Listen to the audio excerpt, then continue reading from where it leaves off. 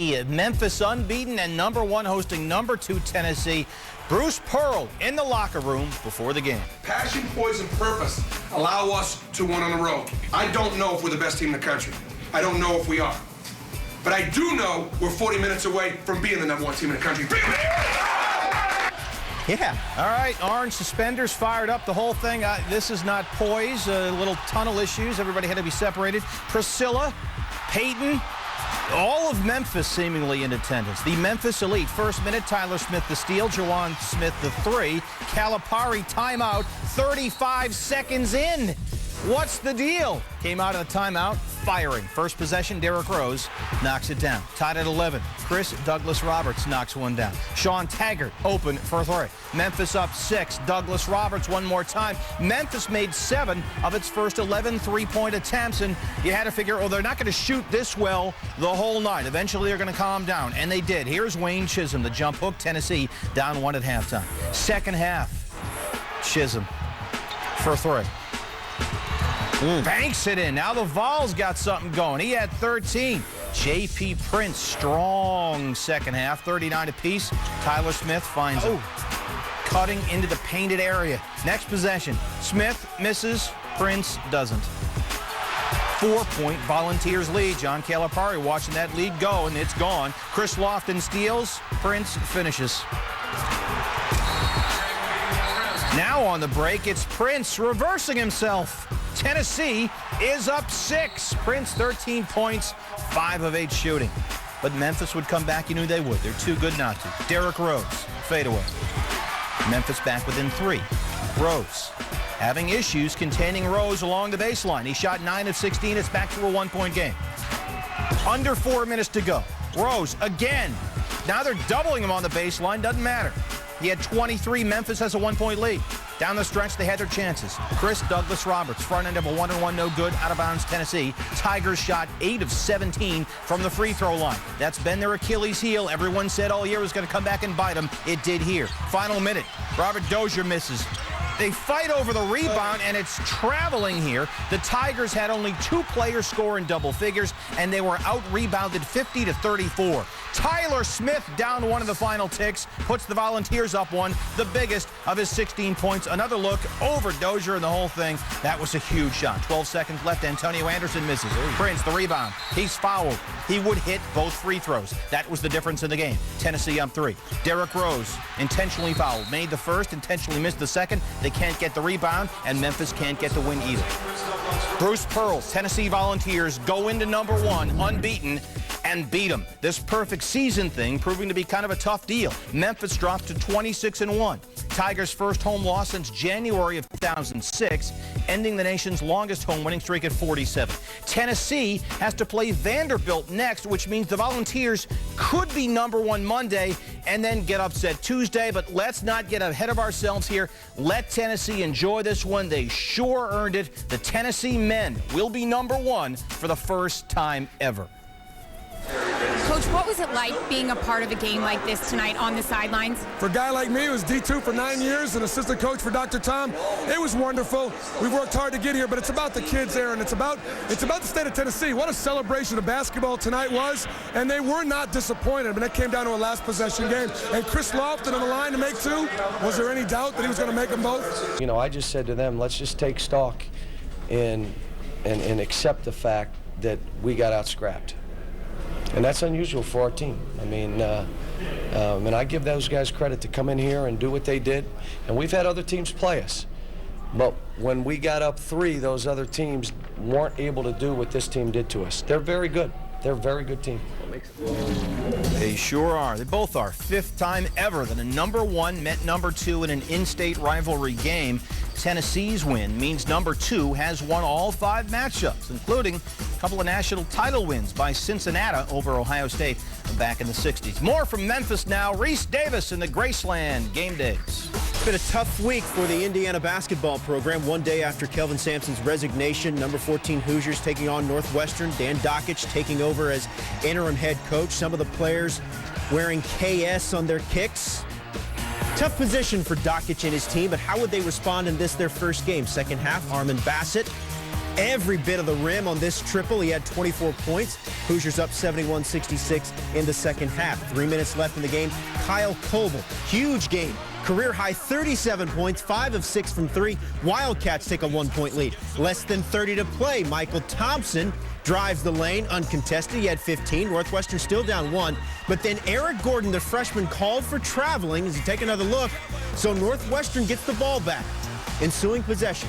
10 seconds left. Thompson puts it on the deck, blocked by the senior DJ White, who had 16 points and 11 boards. White eventually fouled, hit both free throws. 5 seconds left.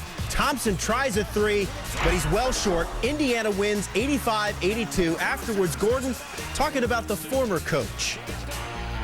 He's the one who got us all here in the first place, and he wasn't just like a coach. He was more like a father to us, and we just miss him. But we just got to keep on playing and keep on playing for Coach Dodd.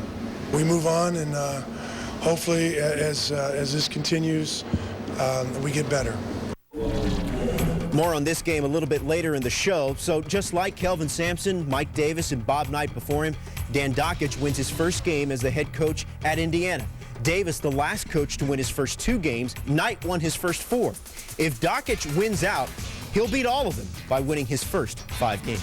6,000 Hokies for Huskies t-shirts before their game with Georgia Tech Saturday, and encouraged their fans to wear Northern Illinois' colors to their game, red and black. Everybody followed through. Late first half, as for the game, Deron Washington ahead of everybody, and Virginia Tech here. There are the t-shirts. They got a 6-point lead. Second half, Hank Thorns, J.T. Thompson. He had 13 points. Thompson here again off the miss. And on Hokies for Huskies Day, Virginia Tech wins 92-84. They beat Georgia Tech. Hokies over. It began Saturday. Game back at Kansas and Texas for the Big 12 lead. Michael Beasley and company playing at Baylor. Beasley initially looked like he was on pace for a record day. The fadeaway there, and then the finish here. Thank you very much. I'll take that. Kansas State up 5. Beasley first half, 28 points on 12 of 16 shooting. But then second half, he just goes right off the cliff. That's not going to go, and he misses another one here. His last field goal came with 16 and a half minutes left to play, and he still finished with 44 points. Curtis Jarrells intercepts the Beasley pass. Baylor up 4, trying to snap a 4-game losing streak. You know, this program has really done a terrific job in coming back. Jarrells at 24. K-State gets 44 from Beasley and loses its 4th straight road game. Beasley's 44 broke the Big 12 record for most points in a single game, previously held by Clarence Gilbert and Reggie Freeman. He also had 13 boards, giving him a freshman record 23 double-doubles this year and his 3rd 40-point, 10-rebound performance of the year. NBA fans, get ready. Lottery pick. Meanwhile, Kansas, as we mentioned, tied with Texas for the Big 12 lead. Back from a week off and visiting Oklahoma State. First half, got off to a rough start in Stillwater. Darrell Arthur, air ball. Arthur had only 6 points and would foul out of the game. Brandon Rush has a chance here, misses. Bill Self said, we stunk.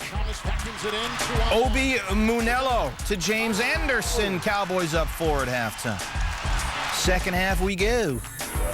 It's Byron Eaton. This was his game. The crossover, he had a career-high 26, 8-point Okie State lead, but the Jayhawks answered to their credit with a 19-6 run. Mario Chalmers for 3. He had 11. They're back within 2. Down 3. This is Rush. Gets a look here. Oh, open look for the tie. All of his 12 of the second half, 54 apiece. More Rush, the pull-up. Kansas is back. They're up 4, and the Cowboys desperately need a big shot from somebody. About a minute to go. Marcus Dove knocks it down. 12.6 to go. Byron Eaton at the line. Okie State up 1. Noonan. It's not there. Last chance for Kansas. Russell Robinson pushing. Rush, the desperation heave. This for the win eventually. Oh, he's got it. Good defense there. Okie State wins 61-60. Cowboys knock Kansas from their share of the Big 12 lead. Oklahoma State, they've won 4 or 5. Huge win for them. Number 7, Texas, looking for its 7th straight win, hosting Oklahoma. Point guard DJ Augustine looks like he's out of his mini shooting slump. He had 12 points in the first half. DJ mixing it up on the 1s and 2s, finished with 19 points, blowing by the defense here in the second half. He's shooting 60% from the field in his last 2 games. Longhorns up 15. Their defense very stingy Saturday at the Irwin Center. They harassed Blake Griffin and the rest of the Sooner offense to just 26% from the field. That's a season low for the Sooners. Augustine had 19. Longhorns now 15-1 at home. They win 62-45. This win by Texas gives them a 1-game lead in the Big 12 over Kansas, a team that they've already beaten. Jayhawks' 3 losses this season have all come in conference play. Kansas State faces Texas Monday, 9 Eastern on ESPN. 6th-ranked UCLA hosting Oregon. The Ducks showing up with these black uniforms and black glitter lettering on it. You can't even read them. What's the deal? Final minute first half, Russell Westbrook the steal, but the Bruins down 3 at home at halftime. Second half, Darren Collison steals it. Westbrook is all alone, does not stick the landing. He would be on the floor for a while, but turned out to be okay. UCLA did too. They trailed by as much as 11 in the second half. They get back in it. Westbrook back in there, finishes big time here. Yeah, top play nominee, one more look. He had 16 points. Bruins still down 6 at that point, though. They finished with a 38-17 run. Kevin Love, they're not booing him in this game. Outlet to Collison, who had 17. Bruins, a game and a half up on Stanford atop the Pac-10. Ducks have lost 8 of their last 11 games. Number 19, Washington State. The Baby Bennetts with a 4-game winning streak facing Arizona, who beat the Cougs back on January 24th. First half, Chase Budinger, Arizona by 1 at halftime, trying to avoid a 3rd straight loss. Second half, it's Kyle Weaver along the baseline in the Palouse, the whole thing. 2 of his 10. Cougars are up 2. Jared Bayless picks up the loose ball, goes in for 2, make it 3. Wildcats on the road. They're not going away. They're up 4. Under 4 to play. Bayless, what a second half he had. All 20 of his points coming after halftime. Budinger ices it here. He had 22. Wildcats win 65-55. Wazoo shot only 34%, 17 of 50. They get swept in the season series. Butler hosting Drake.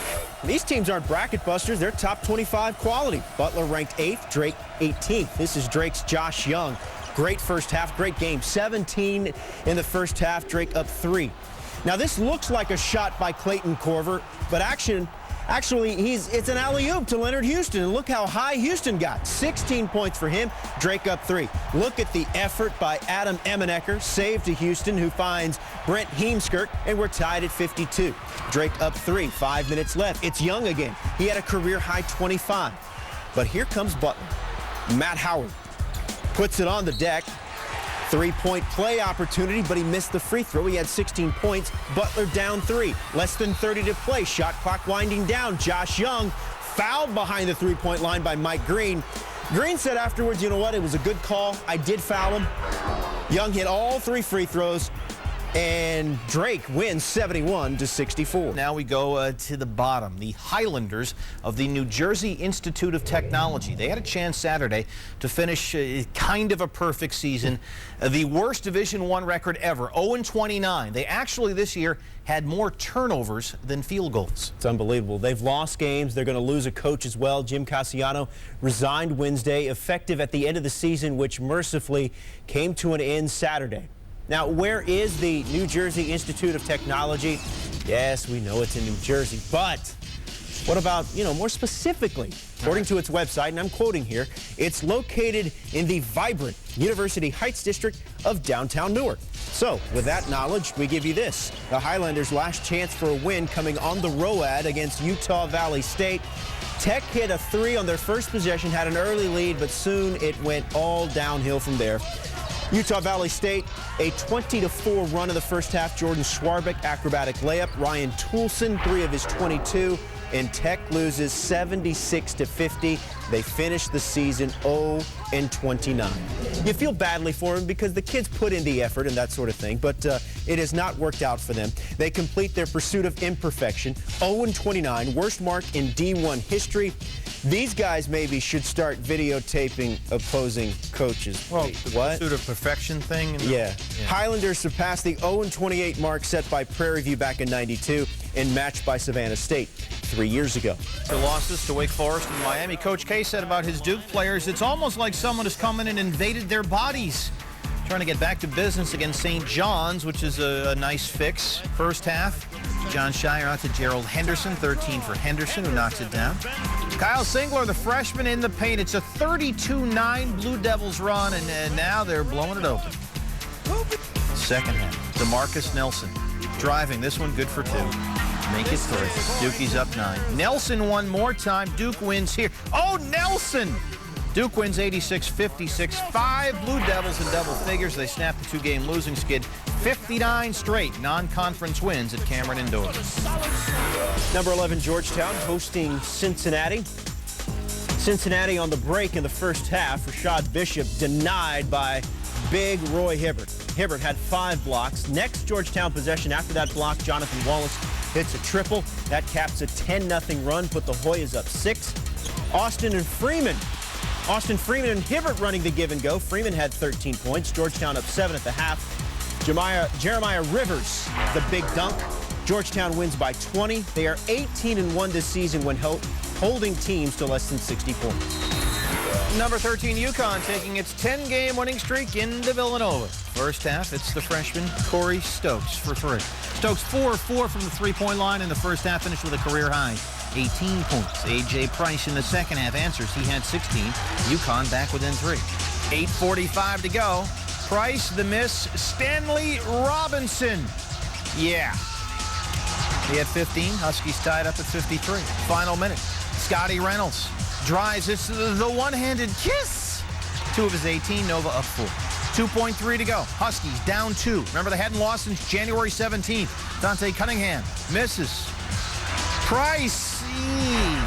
Villanova upsets UConn, snapping the Huskies' 10-game winning streak. Wildcats have won 3 in a row.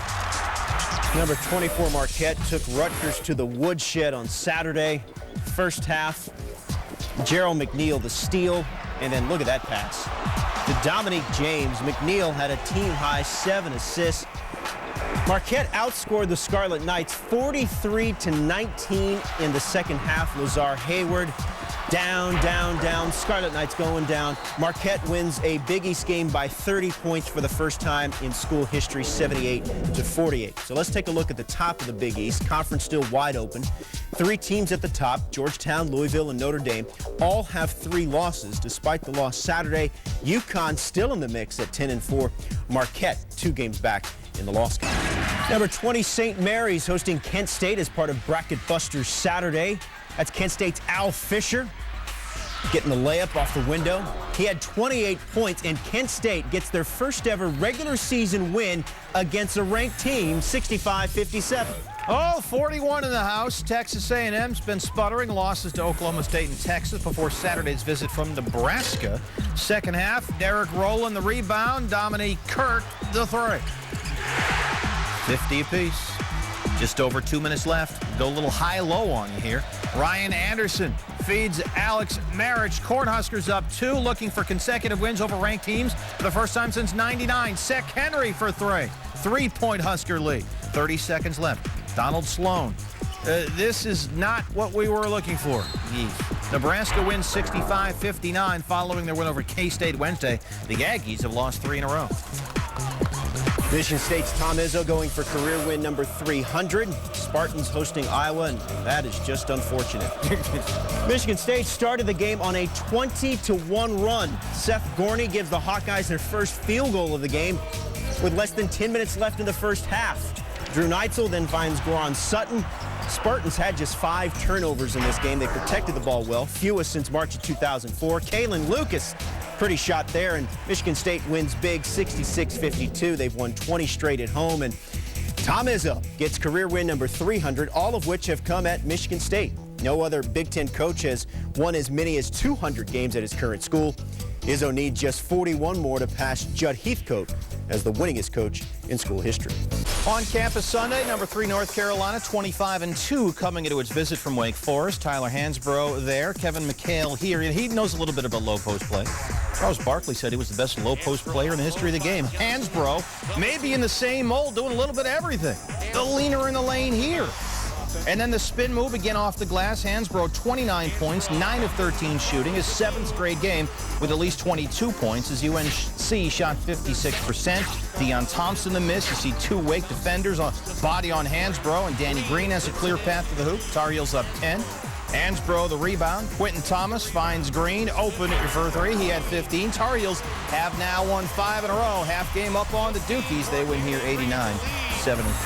10th ranked Wisconsin. Chance to take sole possession of the Big Ten lead at Ohio State. Brian Butch returning to Value City Arena almost a year to the day.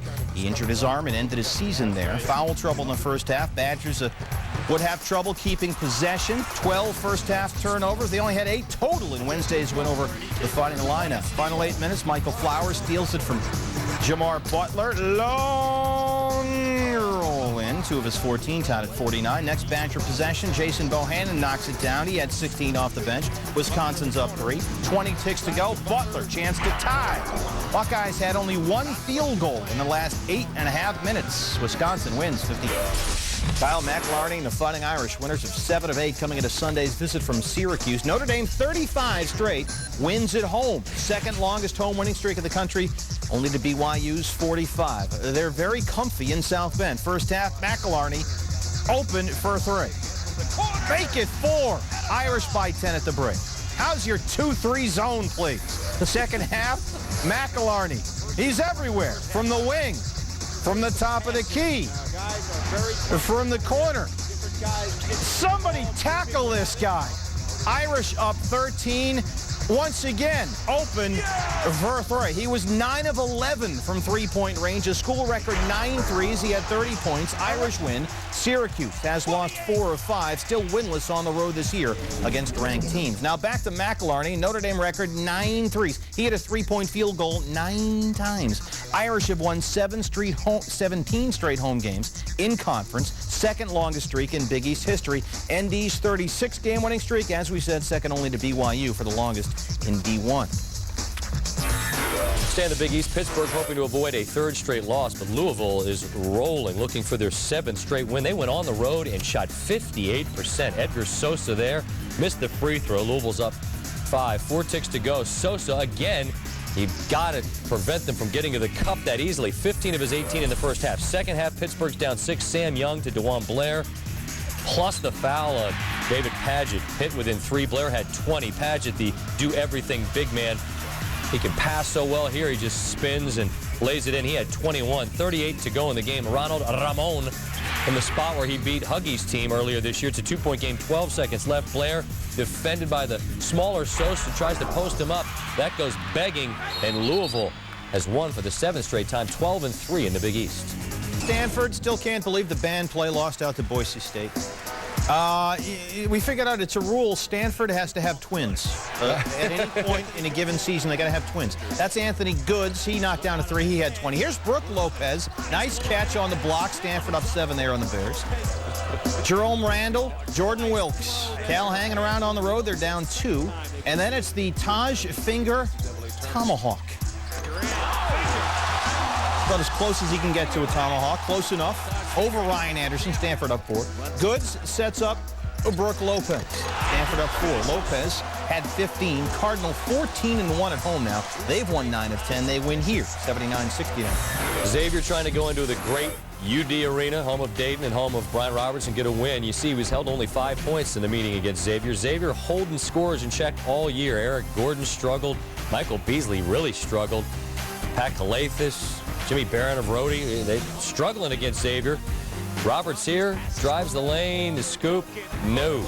Later in the half, Stanley Burrell shadows Roberts and will pick off the pass. And no choice for Roberts but to foul Burrell. Roberts would go just 4 of 14 in the game. C.J. Anderson here goes all the way the other way. Xavier wins 57-51. They're 12-1 in the A-10. They've won 10 straight. They've been hot of late, especially on the road. Beat Rhode Island and Dayton on the road. That's impressive stuff. Interesting dilemma here for Villanova on senior night. They don't have any seniors on the roster. Coach Jay Wright instead addressed these seniors in the student section. You are the best student section in the country. We love you. You guys have done particularly a great job over 4 years. And don't forget, when you come back as alumni, I want you to become alumni that are like the students and you stand up the whole game, not alumni that sit down, all right? And if you want to, throw in the occasional personal check to the school. That might be nice, too. Marquette, ranked 21st in the country, went on a run after trailing by 7 at the half. Maurice Acker, then Dominic James. James was 9 of 14 shooting. It's James again. He had a game-high 25, part of a 16-4 run for Marquette. They go on to win, to the frustration of the fans and right. Their first home loss to a ranked team. For UCLA, Big 12 leading Horns. K-State hooking up in the Little Apple there as Beasley went nuts. Big 12 record, 44 points against Baylor. DJ Augustine, he's a sophomore. He's a good player, too. In fact, he'll get some POY consideration there. He's off. Good coast-to-coast and tough reverse layup later in the first half. Augustine's got some range. He had 12 points in the first half after that three. Beasley, of course, keeping the Wildcats in it off the miss. Rebounding. He's putting it back. He's getting fouled. Kansas State down 18-16 after the free throw. Beasley had 10 rips in the first half. Clint Stewart tosses the alley. Look at Beasley, the one-hand flush there at 17 in the first half. Now, 4 defenders converge on Beasley. That's good coaching there by Rick Barnes and the Burnt Orange fellas. But then we just kick it out to Jacob Pullen, who hits the three, and we are tied at 30 going to the half. Second half, Wildcats by 1. Pullen into the lane. Good pass to Beasley for the bunny. Beasley, a school record 11 30-point game. That's a career mark. His career has been 27 games. Augustine in the lane hits the floater. 54-50 Texas. Beasley looking on from the bench. Coach, put me in. Augustine then stealing. Good rip there. He's going sea to shining sea. He's already went coast to coast. Longhorns go up 57-50 after the free throw, and Beasley, son, we need you to get in there and score a lot. Texas leading by 5. Good ball movement around the perimeter. A.J. Abrams knocking it down. Texas goes on to win this thing 74-65 despite 30 and 15 from the Beastly. Texas making a nice little case here for a #1 seed. They've beaten potential #1 seeds as well. Tennessee, as I said, the Bruins. Kansas this season. They've won 8 straight, 11 in the last 12, and lead the Big 12 by a game and a half over KU. Next up for the Horns, Texas Tech Saturday. They beat them by 26 first time around. Highlight from Monday night. Check out Texas Southern, Arkansas Pine Bluff. Texas Southern up 3. Solely Norwood misses a second free throw. We go the other way. Marcel Goins for the tie to force overtime. Hits it. Now, that's not for the win. That's just for the tie. But some of the fans run onto the court. The officials get together to discuss it. In the end, the home team, Arkansas Pine Bluff, assessed a technical foul. So before the start of overtime, Matthew Miller of Texas Southern will go to the line. The game wasn't done. Matthew Miller hits both technical free throws. Now, from the here's something you don't see every day department, look at this. You might never see this again. Look at the score. Texas Southern by 2 before overtime starts. Well, 12 seconds left. Goins misses the jumper. They get the rebound. Larry Williams misses the jumper. Arkansas Pine Bluff loses. Tough to win when you trail at the start of OT. Home court disadvantage in this one.